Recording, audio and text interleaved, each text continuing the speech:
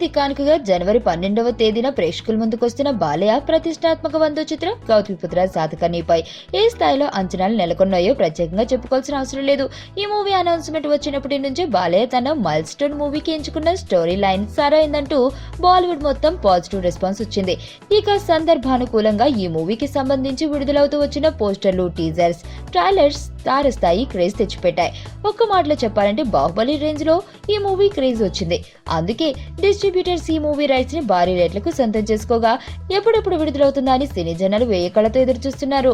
ఆకాశానంటే స్థాయిలో అంచనాలు నెలకొన్న దాన్ని బట్టి చూస్తే ఈ సినిమా తొలి రోజు బాక్సాఫీస్ వద్ద ప్రకంపనలు సృష్టించడం ఖాయమని ట్రేడ్ విశ్లేషకులు చెబుతున్నారు. పైగా బాలయ్య కెరియర్ లో ఎన్నడూ లేని విధంగా ఈ చిత్రాన్ని భారీ ఎత్తున ప్రపంచవ్యాప్తంగా రిలీజ్ చేస్తున్నారు. ఈ చిత్రానికి మరో ప్లస్ పాయింట్ ఏంటంటే మొదటి నుంచి ఏమాత్రం నెగిటివ్ ప్రచారం లేకపోవడం.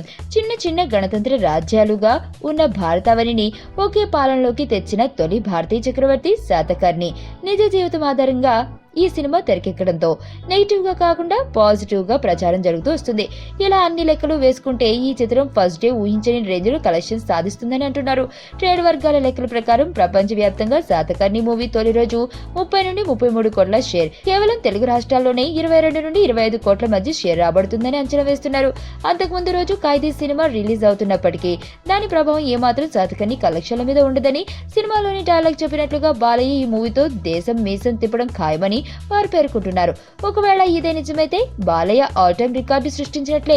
చూద్దాం ట్రేడ్ వర్గాల అంచనాల్ని ఆయన అందుకుంటాడో లేదో.